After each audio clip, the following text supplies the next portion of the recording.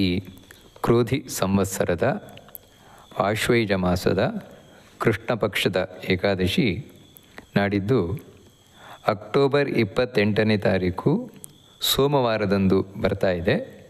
ಈ ಏಕಾದಶಿಗೆ ರಮಾ ಏಕಾದಶಿ ಅಂತ ಕರೀತಾರೆ.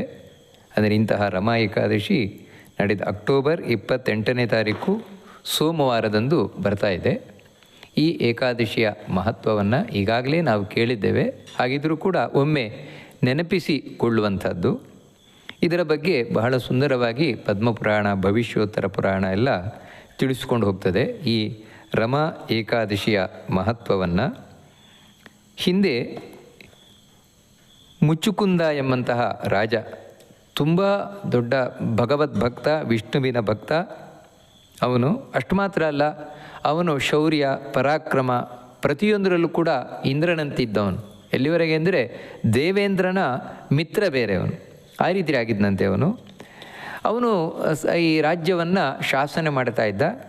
ಅವನ ಶಾಸನೆಯಲ್ಲಿ ಯಾವ ರೀತಿ ಇತ್ತು ಅಂತ ಹೇಳಿದ್ರೆ, ಏಕಾದಶಿಯ ದಿನ ಯಾರೂ ಒಂದು ತೊಟ್ಟು ನೀರನ್ನು ಕುಡಿಯಲಿಕ್ಕಿಲ್ಲ, ಆ ರೀತಿ ಉಪವಾಸವನ್ನು ಮಾಡಬೇಕು. ಪ್ರತಿಯೊಬ್ಬರು 8 ವರ್ಷದಿಂದ 80 ವರ್ಷದವರೆಗೆ ಕಡ್ಡಾಯವಾಗಿ ಎಲ್ಲರೂ ಉಪವಾಸವನ್ನು ಮಾಡಲೇಬೇಕು ಅಂತ ಅವನು ಶಾಸನ ಮಾಡಿದ್ನಂತೆ ಆ ಮುಚುಕುಂದ ರಾಜ. ಕಾರಣ ಏನಂತ ಹೇಳಿದ್ರೆ, ಇಡೀ ದೇಶಕ್ಕೆ ಹಿತವನ್ನು ಉಂಟು ಮಾಡುವಂಥದ್ದು ಏಕಾದಶಿ ವ್ರತಾಚರಣೆ ಅಂತ ಹೇಳುವಂಥದ್ದು ಅವನ ನಂಬಿಕೆ. ಅದಕ್ಕೆ ಸರಿಯಾಗಿ ಅವನ ದೇಶ ಅಷ್ಟು ಸಮೃದ್ಧವಾಗಿತ್ತು, ಅಷ್ಟು ಸುಖದಿಂದ ಕೂಡಿದ್ದಾಗಿತ್ತು. ಅವನ ಮಗಳು ಚಂದ್ರಭಾಗ ಅಂತ ಯಾರು ನದಿಯಾಗಿ ಹರಿತಾ ಇದ್ದಾಳೆ, ಅದೇ ಪಂಡ್ರಾಪುರ, ಅಲ್ಲಿ ನಾವು ನೋಡ್ತೇವೆ ಚಂದ್ರಭಾಗ ಅಂತ. ಆ ಚಂದ್ರಭಾಗ ಅವನ ಮಗಳು, ಮುಚುಕುಂದನ ಮಗಳು. ಅವಳನ್ನು ಶೋಭನ ಅಂತ ಅವನಿಗೆ ಕೊಟ್ಟು ವಿವಾಹವನ್ನು ಮಾಡಿದ್ದ ಮುಚುಕುಂದ ರಾಜ. ಒಂದು ಏಕಾದಶಿ ಬಂತು. ಆ ಏಕಾದಶಿಯಲ್ಲಿ ಆ ಶೋಭನ ತನ್ನ ಪತ್ನಿ ಚಂದ್ರಭಾಗಳೊಟ್ಟಿಗೆ ಇವನ ಮಾವನ ಮನೆಗೆ ಬಂದಿದ್ದಾನೆ, ಮುಚುಕುಂದನ ಮನೆಗೆ.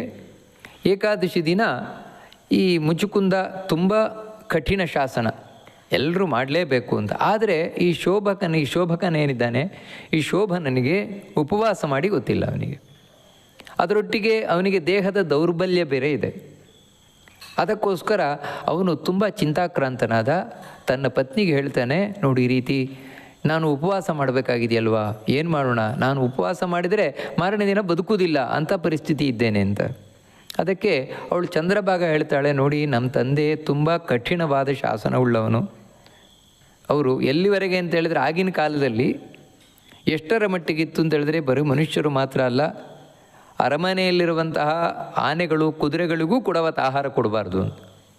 ಅಂದರೆ ಆಗಿನ ಕಾಲದಲ್ಲಿ, ಅಂದರೆ ಇದು ಬೇರೆ ಯುಗ, ಆ ಯುಗದಲ್ಲಿ ಅವುಗಳು ಪುಣ್ಯಾತ್ಮರಾಗಿದ್ದು. ಅದಕ್ಕೋಸ್ಕರ ಅವುಗಳಿಗೂ ಆಹಾರ ಕೊಡಬಾರ್ದು ಅನ್ನುವಷ್ಟರ ಮಟ್ಟಿಗೆ ಶಾಸನ ಇದೆ. ಹಾಗಿರಬೇಕಾದ್ರೆ ನಿಮಗೆ ತಿನ್ನಲಿಕ್ಕೆ ನಮ್ಮ ತಂದೆ ಹೇಗೆ ಅವಕಾಶ ಕೊಡ್ತಾರೆ? ಅದಕ್ಕೋಸ್ಕರ ನೀವು ಒಂದು ಕೆಲಸ ಮಾಡಿ, ಇಲ್ಲಿಂದ ಹೊರಟು ಹೋಗಿಬಿಡಿ ಅಂತ ಹೇಳ್ತಾರೆ.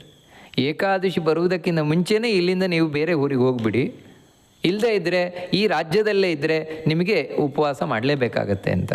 ಅದಕ್ಕೆ ಶೋಭನ ಹೇಳ್ತಾನೆ, ನಾನು ಹೇಗಿದ್ದರೂ ಬಂದಿದ್ದೇನೆ, ಬಂದವನು ಏಕಾದಶಿಗೋಸ್ಕರ ಹೆದರುಕೊಂಡು ರಾಜ್ಯ ಬಿಟ್ಟು ಹೋಗೋದು ಯಾಕೆ?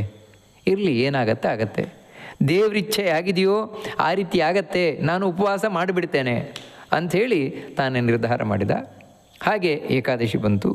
ಏಕಾದಶಿ ದಿನ ಇವನು ನಿರ್ಜಲವಾದ ಉಪವಾಸ, ಒಂದು ತೊಟ್ಟು ನೀರಿಲ್ಲದೆ ಉಪವಾಸವನ್ನು ಮಾಡಲಿಕ್ಕೆ ಪ್ರಾರಂಭ ಮಾಡಿದ. ಹಗಲಿಡೀ ಮಾಡಿದ.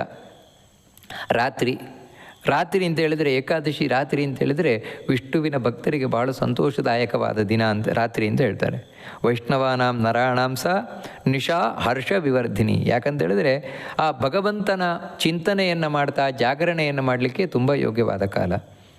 ಆ ರೀತಿ ಜಾಗರಣೆಯನ್ನು ಕೂಡ ಮಾಡಿದ. ಮಾರನೇ ದಿನ ಬೆಳಗ್ಗೆ ಎಲ್ಲರೂ ಕೂಡ ಎದ್ದು ಸ್ನಾನಾದಿಗಳನ್ನು ಮಾಡಬೇಕು ಅಂತ ಇವನನ್ನು ನೋಡ್ತಾರೆ.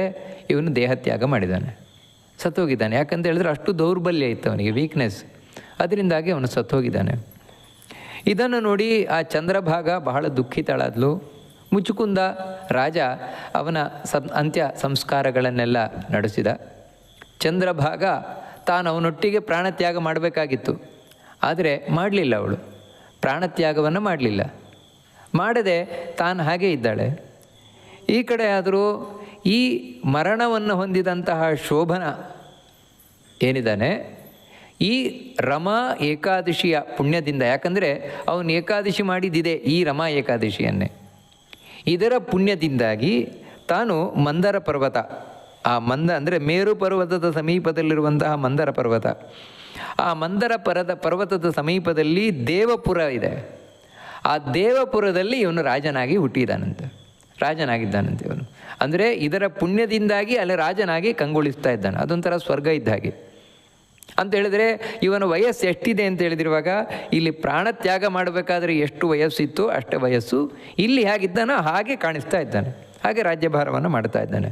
ಆ ಪಟ್ಟಣ ಅದು ಹೇಗಿದೆ ಅದನ್ನು ಹೇಳ್ತಾರೆ. ಅಲ್ಲಿರುವ ಒಂದೊಂದು ಕಂಬಗಳು ಬಂಗಾರದ್ದಂತೆ, ಮತ್ತು ಪ್ರತಿಯೊಂದು ಕೂಡ ಅಲ್ಲಿ ವಜ್ರ, ವೈಡೂರ್ಯ, ಈ ರೀತಿ ಮಣಿಗಳಿಂದ ಶೋಭಾಯಮಾನವಾಗಿರುವಂತಹ ಒಂದೊಂದು ಕಟ್ಟಡಗಳು, ಸ್ಫಟಿಕದಿಂದ ಕೂಡಿರುವಂತಹ ಗೋಡೆಗಳು, ಈ ರೀತಿ ತುಂಬ ಶ್ರೀಮಂತವಾದಂತಹ ನಗರ. ಅಲ್ಲಿ ರಾಜನಾಗಿ ಶೋಭಿಸ್ತಾ ಇದ್ದಾನಂತೆ ಈ ಶೋಭನ. ಈ ಮುಚುಕುಂದನ ರಾಜ್ಯದಲ್ಲಿದ್ದಂತಹ ಒಬ್ಬ ಬ್ರಾಹ್ಮಣ ಸೋಮಶರ್ಮ ಅಂತ, ಒಳ್ಳೆ ಜ್ಞಾನಿಯಾದವನು, ತಪಸ್ವಿ. ಅವನು ಹೀಗೆ ಸಂಚಾರವನ್ನು ಮಾಡ್ತಾ ಈ ಮಂದರ ಪರ್ವತದ ಹತ್ರ ಬಂದಿದ್ದಾನೆ, ತಿರುಗಾಡ್ತಾ ಇದು ತೀರ್ಥಯಾತ್ರೆ ಮಾಡ್ತಾ. ಆ ಮಂದರ ಪರ್ವತದ ಸಮೀಪದಲ್ಲಿ ದೇವಪುರ, ಅಲ್ಲಿಗೆ ಬಂದ. ದೇವಪುರದಲ್ಲಿ ತಾನು ನೋಡ್ತಾನೆ, ರಾಜ ಯಾರು ಅಂತ ಹೇಳಿದ್ರೆ, ನಮ್ಮ ರಾಜನ ಅಳಿಯ, ಇಲ್ಲಿ ರಾಜನಾಗಿದ್ದಾನವನು ಅಂಥೇಳಿ ಬಹಳ ಆಶ್ಚರ್ಯಪಟ್ಟ ಶೋಭನನನ್ನು ನೋಡಿ. ಅಷ್ಟಲ್ಲದೆ ಅವನಿಗೆ ಸಂಶಯ ಕೂಡ ಬಂತು, ಹೌದಾ, ಯಾಕಂತ ಹೇಳಿದ್ರೆ ನಮ್ಮ ರಾಜನ ಅಳಿಯ ಸತ್ತೋಗಾಗಿದೆ, ಇಲ್ಲಿ ಯಾಕೆ ಕಾಣ್ಕೊಳ್ಳಿಕ್ಕೆ ಸಾಧ್ಯ ಅಂತ ಹೇಳಿ ತಾನು ಹೋದ. ಆ ರಾಜನಾದರೂ ಶೋಭನನಾದರೂ ಅವನನ್ನು ಕರೆದು ಅವನಿಗೆ ಸತ್ಕಾರ ಮಾಡಿ, ನೀವೆಲ್ಲಿಂದ ಬಂದಿದ್ದೀರಿ ಎಲ್ಲ ಕೇಳಿದಾಗ, ಈ ರೀತಿ ತಾನು ಮುಚುಕುಂದನ ರಾಜ್ಯದಿಂದ ಬಂದಿದ್ದೇನೆ ಅಂತ ಹೇಳಿದಾಗ ಅವನೇ ಖುದ್ದಾಗಿ ಕೇಳಿದ ಶೋಭನ, ನಮ್ಮ ಮಾವ ಹುಷಾರಿದ್ದಾರಾ, ಮುಚುಕುಂದ ರಾಜ ಹುಷಾರಿದ್ದಾರಾ, ನನ್ನ ಹೆಂಡತಿ ಚಂದ್ರಭಾಗ ಚೆನ್ನಾಗಿದ್ದಾಳಾ, ಈ ರೀತಿ ವಿಚಾರಿಸಿದಾಗ ಇವನಿಗೆ ಇನ್ನೂ ಖಾತ್ರಿ ಆಯಿತು, ಇದು ನಮ್ಮ ರಾಜನ ಅಳಿಯನೇ ಆಗಿದ್ದಾನೆ ಅಂತ. ಅಷ್ಟಲ್ಲದೆ ಆಗ ಆ ಶೋಭನ ಒಂದು ಹೇಳ್ತಾನೆ ಸೋಮಶರ್ಮನಿಗೆ, ನೋಡಿ ಬ್ರಾಹ್ಮಣರೇ, ನಾನು ಆಶ್ವಯುಜ ಮಾಸದ ಕೃಷ್ಣ ಪಕ್ಷದ ಏಕಾದಶಿ, ಅದೇ ಈ ರಮಾ ಏಕಾದಶಿ, ಅದನ್ನು ಉಪವಾಸ ಮಾಡಿದ್ದರಿಂದಾಗಿ ನನಗೆ ಇವತ್ತು ಇಂತಹ ರಾಜ್ಯ ಪ್ರಾಪ್ತವಾಗಿದೆ. ಆದರೆ ಇದು ನನಗೆ ಸ್ಥಿರ ಅಲ್ಲ ಅಂತ ಹೇಳ್ತಾನೆ. ಇದು ಗ್ಯಾರಂಟಿಯದ್ದಲ್ಲ, ಇದು ಟೆಂಪರರಿ. ಕಾರಣ ಏನು ಅಂತ ಹೇಳಿದರೆ, ನಾನು ಶ್ರದ್ಧೆ ಇಲ್ಲದೆ ಮಾಡಿದೆ. ಯಾಕಂತ ಹೇಳಿದ್ರೆ ಮುಚುಕುಂದನ ಶಾಸನ ಅಲ್ಲಿ ಕಾನೂನಿದ್ದದರಿಂದಾಗಿ ಆ ಕಾನೂನಿಗೆ ಒಳಪಟ್ಟು ನಾನು ಮಾಡಿದ್ದೇನೆ ಹೊರತು ಇಷ್ಟಪಟ್ಟು ಮಾಡಿದ್ದಲ್ಲ ನಾನು ಏಕಾದಶಿಯನ್ನು. ಅಂತೇಳಿದರೆ ಇಷ್ಟ ಇಲ್ಲದೇ ಏಕಾದಶಿ ವ್ರತವನ್ನು ಮಾಡಿದರೂ ಇಷ್ಟು ಪುಣ್ಯ ಸಿಗತ್ತೆ ಅಂತ ಹೇಳ್ತಾ ಇರುವಂಥದ್ದು. ಅದಕ್ಕಾಗಿ ನನಗೆ ಈ ಸ್ಥಾನ ಹೇಗೆ ಗಟ್ಟಿಯಾಗತ್ತೆ, ಪರ್ಮನೆಂಟಾಗಿ ಈ ರೀತಿ ಈ ಸ್ಥಾನ ನನಗೆ ಹೇಗೆ ಸಿಗತ್ತೆ, ಅದಕ್ಕೆ ನೀವು ತಿಳಿಸ್ಬೇಕು ಅಂತ ಹೇಳಿದಾಗ ಸೋಮಶರ್ಮ ಹೇಳ್ತಾನೆ, ನನಗೇ ಗೊತ್ತಿಲ್ಲ, ನೀವು ತಿಳಿಸಿದ್ರೇ ನನಗೂ ಕೂಡ ಗೊತ್ತಾಗುತ್ತೆ, ನಾನು ಹಾಗೆ ಮಾಡ್ತೇನೆ ಅಂತ ಹೇಳ್ತಾನೆ. ಅದಕ್ಕೆ ಆ ಶೋಭನ ಹೇಳ್ತಾನೆ, ನನಗೆ ಏಕಾದಶಿ ಮಾಡಲಿಕ್ಕೆ ಹೇಳಿದವಳೆ ನನ್ನ ಹೆಂಡತಿ ಚಂದ್ರಭಾಗ, ಅದಕ್ಕೋಸ್ಕರ ನೀವು ಹೋಗಿ ಅವಳಿಗೆ ತಿಳಿಸಿ, ಅವಳಿಗೆ ಈ ಶಕ್ತಿ ಇದೆ, ಈ ಏಕಾದಶಿ ಅಂದರೆ ನನಗೆ ಸ್ಥಿರವಾಗಿ ಈ ಪುಣ್ಯವನ್ನು ಮಾಡುವಂತಹ ಅವಕಾಶ ಅವಳಿಗಿದೆ, ತಾಕತ್ತು ಅವಳಿಗಿದೆ ಅಂತ ಹೇಳಿದಾಗ ಸೋಮಶರ್ಮ ಸಂತೋಷದಿಂದ ತಾನು ಹೋಗಿ ಮುಚುಕುಂದನಿಗೆ ವಿಷಯ ತಿಳಿಸ್ತಾನೆ. ನಿಮ್ಮ ಅಳಿಯ ಇವಾಗಲೇ ರಾಜನಾಗಿದ್ದಾನೆ, ಸತ್ತ ಬಳಿಕ ಅಲ್ಲಿ ಪುಣ್ಯದ ಫಲದಿಂದಾಗಿ ರಾಜನಾಗಿದ್ದಾನೆ ಅಂತ ಕೇಳಿದಾಗ ಮುಚುಕುಂದನಿಗೆ ಚಂದ್ರಭಾಗ ಪತ್ನಿಗೆ ಬಹಳ ಸಂತೋಷ ಆಯಿತು. ಅವಳು ಹೇಳ್ತಾಳೆ ಸೋಮಶರ್ಮನಿಗೆ, ಬ್ರಾಹ್ಮಣರೇ ಆದಷ್ಟು ಬೇಗ ನನ್ನ ಪತಿಯೊಂದಿಗೆ ಸೇರಿಸ್ತೀರಾ. ಯಾಕೆ ಅಂತ ಹೇಳಿದರೆ ಯಾವತ್ತು ಶಾಸ್ತ್ರ ಏನು ಹೇಳ್ತದೆ ಅಂದರೆ, ಪ್ರೋಚ್ಯತೆ ಹಿ ಮಹತ್ಪುಣ್ಯಂ ಕೃತ್ವ ಯೋಗಂ ವಿಯುಕ್ತಯ, ಬೇರ್ಪಟ್ಟವರನ್ನು ಮತ್ತೆ ಒಟ್ಟು ಮಾಡಿದರೆ ಬಹಳ ಪುಣ್ಯ ಅಂತ ಹೇಳ್ತಾರೆ. ಹಾಗಾಗಿ ಇವತ್ತು ನಾನು ನನ್ನ ಪತಿ ಬೇರ್ಪಟ್ಟಿದ್ದೇವೆ, ನಮ್ಮಿಬ್ಬರನ್ನು ಒಟ್ಟು ಮಾಡ್ತೀರಾ, ಪುಣ್ಯವನ್ನು ನೀವು ಸಂಪಾದನೆ ಮಾಡ್ತೀರಾ ಅಂತ. ಆಯಿತು ಅಂತೇಳಿ ಕರ್ಕೊಂಡು ಹೋದ ಸೋಮಶರ್ಮ. ಹೋಗಬೇಕಾದ್ರೆ ದಾರಿಯಲ್ಲಿ ವಾಮದೇವ ಋಷಿಗಳ ಆಶ್ರಮ, ಅದು ಮಂದರಾಚಲ, ಈ ಮಂದರ ಪರ್ವತದ ಹತ್ತಿರವೇ ಇರುವಂಥದ್ದು. ಅಲ್ಲಿ ವಾಮದೇವ ಋಷಿಗಳ ಬಳಿಗೆ ಹೋದಾಗ ವಾಮದೇವ ಋಷಿಗಳು ಎಲ್ಲ ಕಥೆಯನ್ನು ಕೇಳಿದರು ಚಂದ್ರಭಾಗಳದ್ದು. ಆದರೆ ಅವರು ಹೇಳಿದರು, ನೋಡು, ಈಗ ನಿನ್ನ ಪತಿ ಶೋಭನ ದಿವ್ಯ ದೇಹವನ್ನು ಪಡೆದಿದ್ದಾನೆ, ಸ್ವರ್ಗದಲ್ಲಿ ವಾಸ ಮಾಡಲಿಕ್ಕೆ ಯೋಗ್ಯವಾದ ದೇಹವನ್ನು ಅವನು ಪಡೆದಿದ್ದಾನೆ. ಆದರೆ ನಿನಗೆ ಆ ದೇಹ ಇಲ್ಲ, ನಿನಗೆ ಇರುವಂಥದ್ದು ಈ ಮನುಷ್ಯರಿಗೆ ಬೇಕಾದ ದೇಹ, ಅದಕ್ಕೆ ಈ ದೇಹದಿಂದ ನಿನ್ನ ಪತಿಯನ್ನು ನೀನು ಸೇರ್ಲಿಕ್ಕಾಗೋಲ್ಲ ಅಂತ ಹೇಳ್ತಾಳೆ. ಅದಕ್ಕೆ ಅವಳು, ಸ್ವಾಮಿ ಹೇಗಾದರೂ ನನಗೆ ನನ್ನ ಪತಿಯನ್ನು ನೀವು ಸಿಗುವಂತೆ ಮಾಡಬೇಕು ಅಂತ ಹೇಳಿದಾಗ ಅವರು ಮಂತ್ರವನ್ನು ಮಾಡಿದ ಜಲದಿಂದ ಅವಳಿಗೆ ಅಭಿಷೇಕವನ್ನು ಮಾಡ್ತಾಳೆ. ಆ ಅಭಿಷೇಕದ ಪ್ರಭಾವದಿಂದಾಗಿ ಇವಳು ಕೂಡ ದಿವ್ಯ ದೇಹ ಉಳ್ಳವಳಾಗ್ತಾಳೆ. ಅಂದರೆ ಈ ದೇಹವನ್ನು ತೊರೆದು ಇನ್ನೊಂದು ದೇಹವನ್ನು ಆ ಋಷಿಗಳ ತಪಸ್ಸಿನಿಂದ ತಾನು ಪಡೆದು ಹೋಗ್ತಾಳೆ. ದಿವ್ಯವಾದ ದೇಹದಿಂದ ಕಂಗೊಳಿಸ್ತಾ, ಯಾಕಂದರೆ ಆ ದಿವ್ಯ ದೇಹದ ಒಂದು ಮಹತ್ವ ಏನಂದರೆ ಅದು ಬೆಳಗುತ್ತಾ ಇರ್ತದೆ. ಯಾವ ರೀತಿ ನಾವು ನಕ್ಷತ್ರಗಳನ್ನು ತಾರಕೆಗಳನ್ನು ನೋಡ್ತೇವೆ ಆ ರೀತಿ ಆ ದೇಹ ಬೆಳಗುತ್ತಾ ಇರ್ತದೆ. ನಮ್ಮ ದೇಹ ಬೆಳಗುವುದಿಲ್ಲ, ಈ ಮನುಷ್ಯ ದೇಹ. ಅವಳಿವಾಗ ಬೆಳಗುವ ದೇಹವನ್ನು ಇಟ್ಟುಕೊಂಡು ತನ್ನ ಪತಿಯ ಬಳಿಗೆ ಹೋಗಿದ್ದಾಳಂತೆ. ಪತಿಯ ಬಳಿಗೆ ಹೋದಾಗ ಆ ಶೋಭನನಿಗೆ ಬಹಳ ಸಂತೋಷವಾಯಿತು. ಅವನು ಅವಳನ್ನು ತನ್ನ ಎಡತೊಡೆ ಮೇಲೆ ಕೂರಿಸಿಕೊಂಡು ಅವಳ ಹತ್ರ ಕೇಳ್ತಾನಂತೆ, ನೋಡು ನನಗಿವಾಗ ಸಿಕ್ಕಿದೆ, ಆದರೆ ಈ ಭಾಗ್ಯ ಇದು ಶಾಶ್ವತ ಅಲ್ಲ, ಸ್ವಲ್ಪ ದಿನ ಮಾತ್ರ. ಇದು ನನಗೆ ಶಾಶ್ವತವಾಗಿ ಹಾಗೆ ಸಿಗ್ಲಿಕ್ಕೆ ಸಾಧ್ಯ? ಈ ರೀತಿ ನಾನು ಯಾವಾಗಲೂ ಸುಖವಾಗಿ ಇರಲಿಕ್ಕೆ ಯಾವಾಗ ಸಾಧ್ಯ? ಅದಕ್ಕೆ ಅವಳು ಹೇಳ್ತಾಳೆ, ನನಗೆ ಸಾಧ್ಯ ಇದೆ. ಯಾಕಂತ ಹೇಳಿದ್ರೆ ನಮ್ಮ ರಾಜ್ಯದಲ್ಲಿ, ನಮ್ಮ ತಂದೆ ರಾಜ್ಯದಲ್ಲಿ 8 ವರ್ಷದಿಂದ 80 ವರ್ಷದ ತನಕ ಎಲ್ಲರೂ ತಪ್ಪದೇ ಉಪವಾಸ ಮಾಡಬೇಕು ಅಂತ. ಹಾಗಾಗಿ ನಾನು 8 ವರ್ಷದಿಂದಲೇ ಶುರು ಮಾಡಿದ್ದೇನೆ ಏಕಾದಶಿಯನ್ನು ಮಾಡಲಿಕ್ಕೆ ಅಂತ ಹೇಳ್ತಾಳೆ. 8 ವರ್ಷಾಧಿಕ ಜಾತ ಯದಾಹಂ ಪಿತೃವೇಶ್ಮನಿ ಮಯ ತತಪ್ರಭೃತಿ ಚ ಕೃತಂ ಏಕಾದಶಿ ವ್ರತಂ. ಆಗನಿಂದಲೇ ನಾನು ಏಕಾದಶಿ ವ್ರತವನ್ನು ಮಾಡಿದ್ದೇನೆ. ಅದು ಹೇಗೆ ಮಾಡಿದ್ದೇನೆ ಅಂತ ಹೇಳಿದರೆ, ಶಾಸ್ತ್ರದಲ್ಲಿ ಹೇಗೆ ಏಕಾದಶಿಯನ್ನು ಮಾಡಬೇಕು ಅಂತ ಹೇಳಿದಾರೋ ಅದೇ ರೀತಿ ನಾನು ಮಾಡಿದ್ದೇನೆ. ಅಷ್ಟು ಮಾತ್ರ ಅಲ್ಲ, ಅಯ್ಯೋ ಮಾಡಬೇಕಲ್ಲ ಅಂತ ಮಾಡಿದ್ದಲ್ಲ, ಮತ್ತು ಮಾಡಲೇಬೇಕು ಅಂತ ನಾನು ಶ್ರದ್ಧಾ ಭಕ್ತಿಯಿಂದ ಮಾಡಿದ್ದೇನೆ. ಹೀಗೆ ಶ್ರದ್ಧಾ ಭಕ್ತಿಯಿಂದ ತಿಳಿದು ನಾನು ಏಕಾದಶಿಯನ್ನು ಮಾಡಿದ್ರಿಂದಾಗಿ ಅದರ ಪುಣ್ಯದ ಪ್ರಭಾವ ಇದ್ದೇ ಇದೆ. ಅದಕ್ಕಾಗಿ ನಾನು ನಿಮಗೆ ಶಾಶ್ವತವಾದ ಪದವಿ ಸಿಗುವಂತೆ ಮಾಡ್ತೇನೆ ಅಂತ ತಾನು ಹೇಳಿ, ತನ್ನ ಆ ಪುಣ್ಯ ಏನಿದೆ, ಒಂದು ಪ್ರತಿಯೊಂದು ಏಕಾದಶಿ ಆಚರಿಸಿದ ಪುಣ್ಯ ಅದನ್ನು ಪತಿಗೆ ಧಾರೆ ಎರೆದುಕೊಟ್ಟು ತಾನು ಕೂಡ ಆ ಪತಿಯೊಂದಿಗೆ ದಿವ್ಯವಾದ ಶಾಶ್ವತವಾದ ಲೋಕವನ್ನು ಸೇರಿದಾಳೆ ಅಂತ ಹೇಳಿ ಇದನ್ನು ತಿಳಿಸ್ತಾ, ಹೀಗೆ ಆ ಶೋಭನನಿಗೆ ಅಂದರೆ ಚಂದ್ರಭಾಗ ಅವಳ ಪತಿಗೆ ಏಕಾದಶಿ ವ್ರತದ ಪ್ರಭಾವದಿಂದ, ಅದು ಮೊದಲು ಅವನು ಮಾಡಿದ್ದು ಇಷ್ಟ ಇಲ್ಲದೆ ಕಷ್ಟದಿಂದ, ಹಾಗಿದ್ದರೂ ಕೂಡ ಅವನಿಗೊಂದು ದಿವ್ಯವಾದ ಸ್ಥಾನ ಸಿಕ್ಕಿತು. ಅದನ್ನು ಇವಳು ಶ್ರದ್ಧಾ ಭಕ್ತಿಯಿಂದ ಮಾಡಿದ ಏಕಾದಶಿಯನ್ನು ಕೊಟ್ಟದ್ದಿಂದರೆ ಶಾಶ್ವತವಾಯಿತು. ಹೀಗೆ ನಾವು ಏಕಾದಶಿಯನ್ನು ಶ್ರದ್ಧೆಯಿಂದ ಮಾಡಲಿ, ಶ್ರದ್ಧೆ ಇಲ್ಲದೆ ಮಾಡಲಿ, ಹೇಗಿದ್ರೂ ಫಲ ಉಂಟು ಅಂತ ಈ ಏಕಾದಶಿಯ ಮಹತ್ವ ನಮಗೆ ತಿಳಿಸ್ಕೊಂಡು ಹೋಗ್ತದೆ ಪದ್ಮಪುರಾಣ ಹಾಗೂ ಭವಿಷ್ಯೋತ್ತರ ಪುರಾಣ ಅಂತ ಹೇಳ್ತಾ, ನಾವು ಇಂಥ ಏಕಾದಶಿ, ರಮಾ ಏಕಾದಶಿ ಅಕ್ಟೋಬರ್ 28 ಸೋಮವಾರ, ಅದರ ಹಿಂದಿನ ದಿನ 27ನೇ ತಾರೀಕು ಭಾನುವಾರ, ಅವತ್ತು ದಶಮಿಯ ಆಚರಣೆ, 28 ಸೋಮವಾರ ಏಕಾದಶಿ ಆಚರಣೆ, 29 ಮಂಗಳವಾರ ಅವತ್ತು ದ್ವಾದಶಿಯ ಆಚರಣೆ. ಅವತ್ತು ಬೆಳಗ್ಗೆ 6:20 ಬಳಿಕ ಆಹಾರವನ್ನು ಸ್ವೀಕಾರ ಮಾಡಬಹುದು. ಅದಕ್ಕಿಂತ ಮುಂಚಿತವಾಗಿ ಸ್ನಾನಾದಿಗಳನ್ನೆಲ್ಲ ಪೂರೈಸಿಕೊಂಡು ನಂತರ 6:20 ಬಳಿಕ ಆಹಾರವನ್ನು ಸ್ವೀಕಾರ ಮಾಡಬಹುದು. ಇನ್ನೊಂದೇನು ಸೂಚನೆ ಅಂತ ಹೇಳಿದರೆ, ದಶಮಿಯಾಗಲಿ ಹಾಗೂ ದ್ವಾದಶಿ ಆಗಲಿ 2 ದಿನವೂ ಕೂಡ ಅನ್ನವನ್ನು ಸ್ವೀಕಾರ ಮಾಡಬಾರ್ದು ಅಂತಿಲ್ಲ, ಖಂಡಿತವಾಗಿ ಊಟ ಮಾಡಬಹುದು. ಆದರೆ ಏನು ಅಂತ ಹೇಳಿದರೆ, ದಶಮಿಯ ದಿನ 1 ಹೊತ್ತು ಊಟ ಮಾಡಬೇಕು, ದ್ವಾದಶಿ ದಿನವೂ ಕೂಡ 1 ಹೊತ್ತು ಊಟ ಮಾಡಬೇಕು ಅಂತ ಶಾಸ್ತ್ರ ಹೇಳುವಂಥದ್ದು. ಉಳಿದಂತೆ ಇವಾಗ ದಶಮಿಯ ದಿನವೂ ಅಷ್ಟೇ ರಾತ್ರಿ ಲಘು ಉಪಾಹಾರವನ್ನು ಸ್ವೀಕಾರ ಮಾಡಬಹುದು. ಅದರ ಮಧ್ಯದಲ್ಲಿ ಕೂಡ ನಿತ್ರಾಣ ಇದ್ದ ಪಕ್ಷದಲ್ಲಿ ಯಾರಿಗೆ ವೀಕ್ನೆಸ್ ಇದೆ ಅವರು ಏನಾದರೂ ಈ ಪಾನೀಯಗಳನ್ನು ಅಂದರೆ ಹಣ್ಣಿನ ರಸ ಮುಂತಾದವುಗಳನ್ನು ಸ್ವೀಕಾರ ಮಾಡ್ಬೋದು. ದ್ವಾದಶಿಯ ದಿನವೂ ಕೂಡ ಅಷ್ಟೇ, ದ್ವಾದಶಿಯ ದಿನವೂ ಬೆಳಗ್ಗೆ ಭೋಜನವನ್ನು ಮಾಡಿದರೆ ಆನಂತರ ತಾವು ಲಘು ಆಹಾರವನ್ನು ಸ್ವೀಕಾರ ಮಾಡಬಹುದು. ಇಲ್ಲೇನು ಅಂತ ಹೇಳಿದ್ರೆ ಲಘು ಆಹಾರ ಅಂತ ಯಾಕೆ ಅಂತೇಳಿದರೆ, ಈ ಘನ ಆಹಾರವನ್ನು ಸ್ವೀಕಾರ ಮಾಡಬಾರ್ದು ಅಂತ ನಿಯಮ ಹೇಳುವುದಷ್ಟೇ. ಅದರಿಂದಾಗಿ ಲಘು ಆಹಾರವನ್ನು ಸ್ವೀಕಾರ ಮಾಡಿ ತಾವು ಈ ವ್ರತವನ್ನು ಪೂರ್ಣೆ ಮಾಡಬಹುದು. ದ್ವಾದಶಿಯ ದಿನವೂ ಕೂಡ 1 ಹೊತ್ತು ಮಾತ್ರ ಘನ ಆಹಾರವನ್ನು ಸ್ವೀಕಾರ ಮಾಡಬೇಕು ಅನ್ನುವಂಥದ್ದು ನಿಯಮ. ಹೀಗೆ ನಾವು ಏಕಾದಶಿಯ ಮಹತ್ವವನ್ನು ನೋಡ್ತಾ ಮುಂದೆ ಪ್ರತಿ ಬಾರಿ ನಾವು ನೋಡುವಂತೆ ಜಿತಂತೆ ಸ್ತೋತ್ರ, ತುಂಬ ಸುಂದರವಾದ ಭಗವಂತನ ಬಳಿ ಪ್ರಾರ್ಥನೆ ಮಾಡಿಕೊಳ್ಳುವಂಥ ಶ್ಲೋಕ. ಅದರಲ್ಲಿ ಈ ಬಾರಿ ನಾವು ನೋಡುವ 2 ಶ್ಲೋಕಗಳು.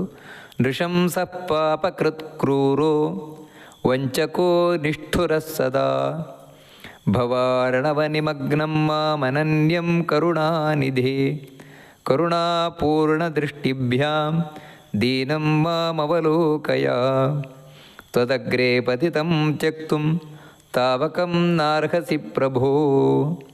ಆ ಭಗವಂತನ ಬಳಿ, ನಾರಾಯಣನ ಬಳಿ, ಕೃಷ್ಣನ ಬಳಿ ಪ್ರಾರ್ಥನೆಯನ್ನು ಮಾಡಿಕೊಳ್ಳುವಂಥದ್ದು, ಹೇ ಸ್ವಾಮಿ ನನ್ನನ್ನು ನೀನು ಉದ್ಧಾರ ಮಾಡಬೇಕು, ನನ್ನ ಕೈ ಬಿಡಬೇಡ.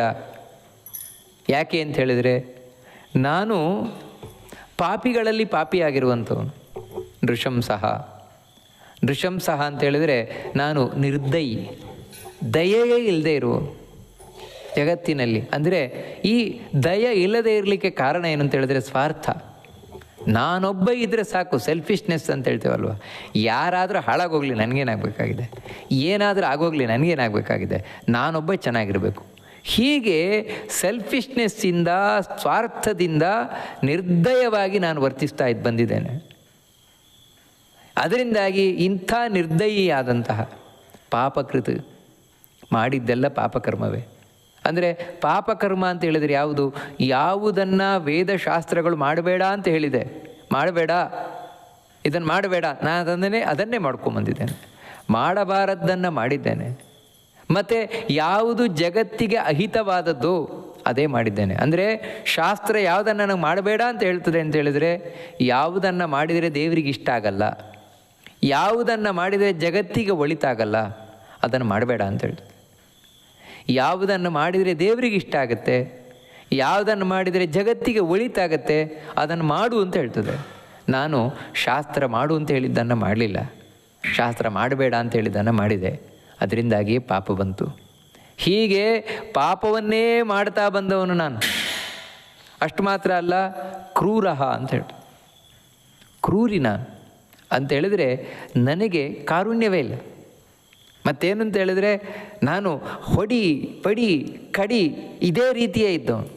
ಅಂದರೆ ಇನ್ನೊಬ್ಬರಿಗೆ ಹಿಂಸೆಯನ್ನು ಕೊಡುವುದರಲ್ಲಿ ನನಗೆ ಒಂದು ಚೂರು ಅಯ್ಯೋ ಪಾಪ ಅಂತ ಇಲ್ಲವೇ ಇಲ್ಲ. ಇನ್ನೊಬ್ಬರು ಕಷ್ಟದಲ್ಲಿದ್ದರೆ ಆ ಕಷ್ಟಕ್ಕೆ ಮರುಗದೇ ಇರುವುದು ಒಂದು ರೀತಿ, ಅದೇ ನೃಶಂಸತನ. ಇಲ್ಲಿ ಕ್ರೌರ್ಯ ಅಂತ ಹೇಳಿದರೆ ಏನು ಅಂತ ಹೇಳಿದರೆ ಇನ್ನೊಬ್ಬನಿಗೆ ಹಿಂಸೆ ಕೊಡ್ತಾ ಖುಷಿ ಪಡುವುದು. ಆ ರೀತಿ ಇನ್ನೊಬ್ಬರಿಗೆ ಹಿಂಸೆಯನ್ನು ಕೊಡ್ತಾ ನಾನು ಖುಷಿಪಟ್ಟಿದ್ದೇನೆ. ವಂಚಕಃ, ಮೋಸಗಾರ. ತುಂಬ ಮೋಸ ಮಾಡಿದ್ದೇನೆ ನಾನು, ತುಂಬ ಜನರಿಗೆ ಮೋಸ ಮಾಡಿದ್ದೇನೆ.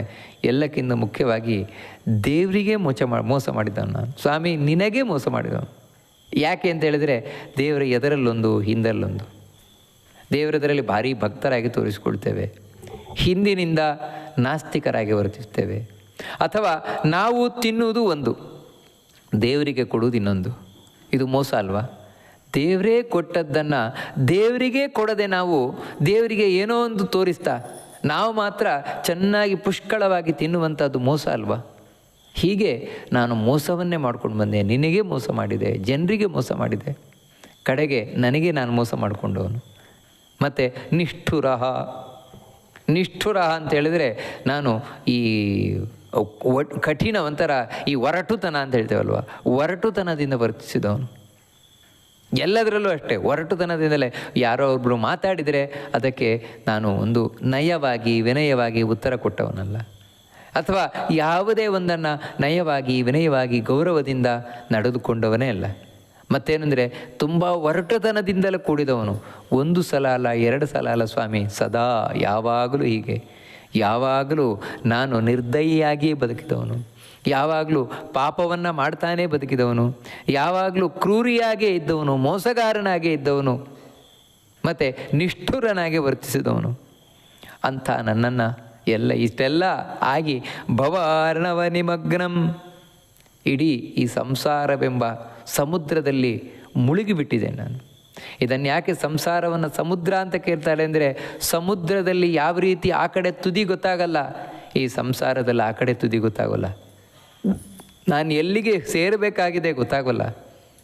ಅಲ್ಲಿ ಯಾವ ರೀತಿ ಸಮುದ್ರದಲ್ಲಿ ದೊಡ್ಡ ದೊಡ್ಡ ಮೀನುಗಳಿದೆ, ಮೊಸಳೆಗಳಿದೆ, ನಮ್ಮನ್ನು ನುಂಗುವಂಥವುಗಳು, ಹಾಗೆ ಈ ಸಂಸಾರದಲ್ಲಿ ಬೇಕಾದಷ್ಟಿದೆ ನಮ್ಮನ್ನು ನುಂಗ್ತಾ ಇರುವಂಥವುಗಳು. ಇಂಥ ಸಮುದ್ರದಲ್ಲಿ ಮುಳುಗಿ ಹೋಗ್ತಾ ಇದ್ದೇನೆ ಸ್ವಾಮಿ.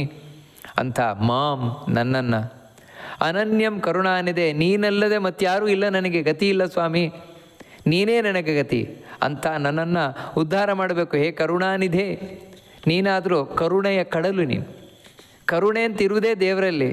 ಅಂಥ ನೀನು ನನ್ನನ್ನು ಒಮ್ಮೆ ನೋಡಯ್ಯ.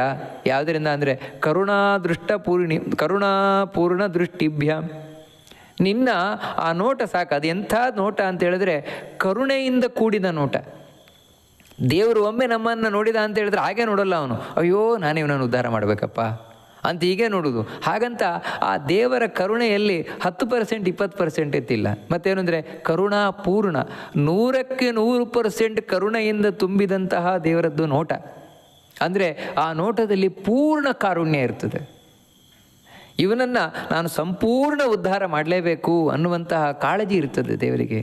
ಅಂಥ ನಿನ್ನ ಆ ಕರುಣಾಪೂರ್ಣ ದೃಷ್ಟಿಯಿಂದ ದೀನನಾದ ನನ್ನನ್ನು, ದೀನನಾದ ಅಂತ ಹೇಳಿದ್ರೆ ನಾನು ಎರಡೂ ಕೈ ಎತ್ತಿ ಸಮುದ್ರದಲ್ಲಿ ಮುಳುಗಿ ಹೋಗಿದ್ದೇನೆ, ಎರಡೂ ಕೈ ಎತ್ತಿ ನಿನ್ನನ್ನು ಕಾಡ್ತಾ ಇದ್ದೇನೆ, ಬೆಡಿತಾ ಇದ್ದೇನೆ, ನೀನೇ ನನಗೆ ಗತಿ, ನೀನಲ್ಲದೆ ಮತ್ತಾರೂ ಗತಿ ಇಲ್ಲ ಸ್ವಾಮಿ ಅಂತ. ಅಂಥ ನನ್ನನ್ನು ನೋಡಯ್ಯ.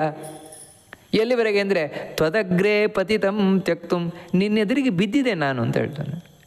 ನಿನ್ನೆದುರಿಗೆ ಬಿದ್ದಿದ್ದೇನೆ ಸ್ವಾಮಿ ಅಂತ. ಬಿದ್ದಿರುವ ಅಂದರೆ ಬಿದ್ದಿರುವವನು ಅಂತ ಹೇಳಿದರೆ ನಾನು ಅದೇ ನಮಸ್ಕಾರ, ಅಷ್ಟಾಂಗ ನಮಸ್ಕಾರ, ದೇವರ ಮುಂದೆ ಅಡ್ಡ ಬೀಳುವುದು ಅಂತ ಹೇಳ್ತೇವಲ್ವ, ಆ ರೀತಿ ನಿನ್ನ ಮುಂದೆ ಬಿದ್ದಿದ್ದೇನೆ, ಶರಣಾಗತನಾಗಿದ್ದೇನೆ, ನೀನಲ್ಲದೆ ಅನ್ಯ ಗತಿ ಇಲ್ಲ ಅಂತ ತಿಳ್ಕೊಂಡಿದ್ದೇನೆ. ಅಂಥ ನನ್ನನ್ನು ಎಂಥವನು ಅಂದರೆ ತಾವಕಂ, ನಿನಗೆ ಸಂಬಂಧಪಟ್ಟವನು, ನಿನ್ನನ್ನೇ ನಂಬಿದವನು, ನಿನ್ನವನು ಅಂತ ತಿಳ್ಕೊಂಡು ನನ್ನನ್ನು ಉದ್ಧಾರ ಮಾಡಯ್ಯ. ನನ್ನನ್ನು ನೀನು ತ್ಯಕ್ತುಂ, ಬಿಡಲಿಕ್ಕೆ ಯೋಗ್ಯನಲ್ಲ, ನನ್ನನ್ನು ಬಿಡಬಾರ್ದು ನೀನು. ಯಾಕಂತ ಹೇಳಿದರೆ ನಿನ್ನನ್ನು ನನ್ನ ಸ್ವಾಮಿ ಅಂತ ತಿಳ್ಕೊಂಡಿದ್ದೇನೆ. ಅಂಥ ನಿನ್ನನ್ನು ಸ್ವಾಮಿಯಿಂದ ತಿಳ್ಕೊಂಡಿರುವ ಈ ಸೇವಕನನ್ನು ನೀನು ಬಿಡಲಿಕ್ಕೆ ಯೋಗ್ಯ ಅಲ್ಲ ಸ್ವಾಮಿ, ನೀನು ಬಿಡಬಾರ್ದು ನನ್ನನ್ನು, ನೀನು ಕೈ ಬಿಟ್ಟರೆ ಮತ್ತಾರೂ ಇಲ್ಲ. ಹೀಗೆ ಆ ಭಗವಂತನ ಬಳಿ ಭಕ್ತ ಮಾಡಿಕೊಳ್ಳಬೇಕಾದಂತಹ ಅತ್ಯಂತ ಹೃದಯಪೂರ್ಣವಾದಂತಹ ಪ್ರಾರ್ಥನೆಯನ್ನು ಈ 2 ಶ್ಲೋಕಗಳು, ಜಿತಂತೆ ಸ್ತೋತ್ರದ ಶ್ಲೋಕಗಳು ನಮಗೆ ತಿಳಿಸಿಕೊಡ್ತಾ ಇದೆ. ಅದನ್ನು ನಾವು ಮತ್ತೆ ಮತ್ತೆ ಮೆಲುಕು ಹಾಕ್ತಾ ನಮ್ಮ ಪಾಪಗಳ, ನಮ್ಮ ದುಷ್ಟತನದ ವಿಮರ್ಶೆಯನ್ನು ಮಾಡಿಕೊಳ್ತಾ, ಹಾಗೆ ಆ ಭಗವಂತನ ಕಾರುಣ್ಯದ ಮಹಿಮೆಯ ಅನುಸಂಧಾನವನ್ನು ಮಾಡಿಕೊಳ್ತಾ ನಾವು ಈ ಏಕಾದಶಿಯನ್ನು ಕಳಿಬೇಕಾದದ್ದು.